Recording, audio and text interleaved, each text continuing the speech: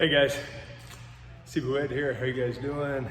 I am finishing up my training in the gym and figured I'd just finish, or not finish, but kind of continue my series on men's health after 40.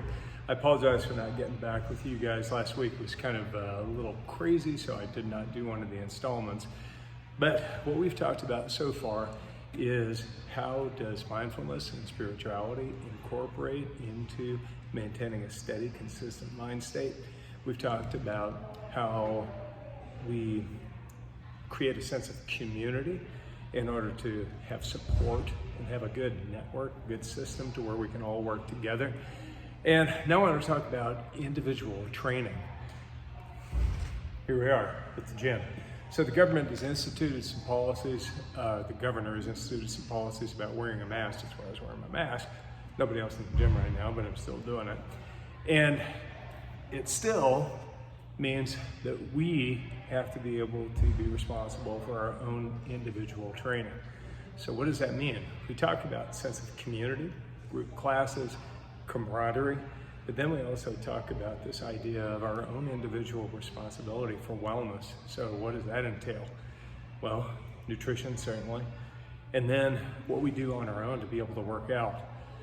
So I'm just going to give you a routine. This is far too deep and complex and individualized a topic to go into making recommendations in very general terms, but I am going to talk a little bit about after 40 and some of the stuff that's applied to that in more of a general context. So please remember, I'm speaking generalities, not specifics, and this can be different just based on everybody's individual case scenario.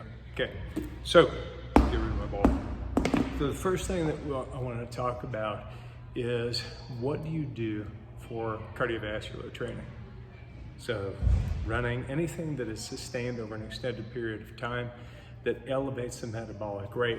Now there's anaerobic and aerobic training, but all of which ultimately becomes systemic so that the entire body gets trained, but it's predominantly heart and lungs while you're doing that. Now, of course, you can lift weights and you can kind of maintain your metabolic rate by doing circuits. That's all good, but the fact remains that we do need to push our heart and lungs because it's like any other muscle in our body, it needs to be exercised. Now, for me, I personally like getting on a heavy bag, doing pad drills, things like that. Excuse me. I got back on my bike and I've been riding my bike, but as far as running is concerned, at this point right now with my knees the way they are, particularly one with a compound tear of the medial meniscus, impossible, I can't do it. So for me, I'm doing a lot of walking, and that's, see with Joanna and I, just taking the dogs out in the morning and doing about an hour walk. We do a very brisk walk and we go up a bunch of hills and things like that. Dogs love it, we love it, so it's really helpful.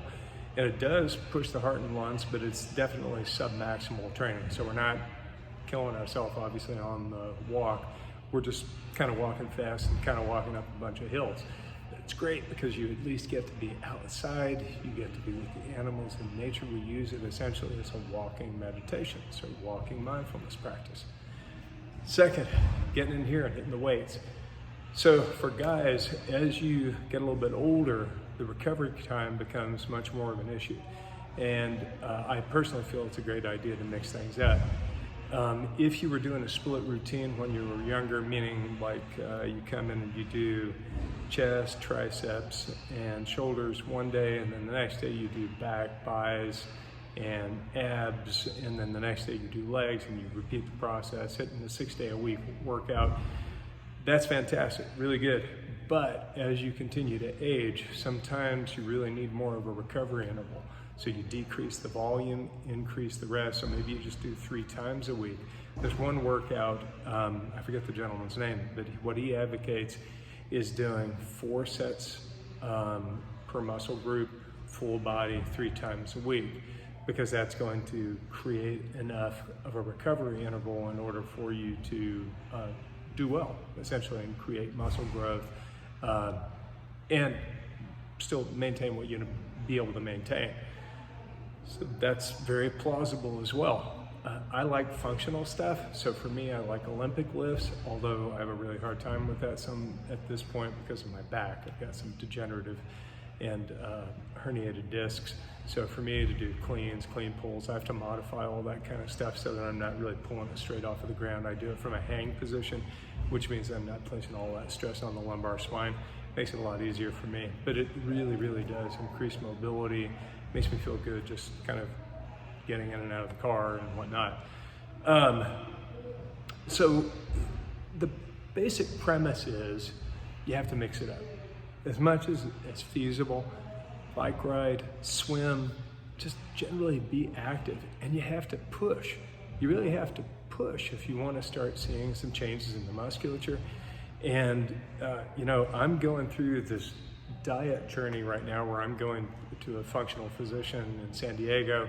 He's doing a whole battery of blood tests on me. I'm vegetarian, so I eat a lot of veggies and a bunch of fake meat, but I snack, man. I eat crackers and cheese and really good seed crackers and all that stuff, but still too much. So I'm just gonna have to hack all that down, because what that's leading to some abdominal fat that I need to get rid of.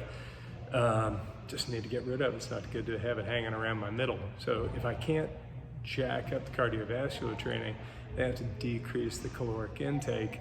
And that, for me, is gonna mean just dumping those snacks and sticking with my 2 or 3 meals a day and some protein mix so that I can continue to get the protein sources that I need. So anyway, I hope that's useful to you guys. And I know I'm talking in generalities, but generally you've got to work the whole body.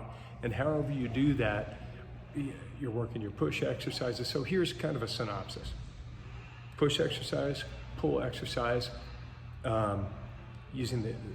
engaging the hip complex with some sort of hip dominant movement, some sort of knee dominant movement, trunk flexion, trunk rotation, stability, and flexibility. Those are all components that need to be addressed in any lifting program, and it's very much individualized based on your particular circumstances and your particular body and wherever you are in terms of your level of condition. So if you have any questions about any of this, feel free to shoot them over my way. Happy to answer them as best I can. And if I'm unable to, then I'll certainly get you to somebody who can. But just my background's in exercise phys and exercise science, and been doing it for many years, been a professor at UCLA for 25 years, and that's part of what I teach.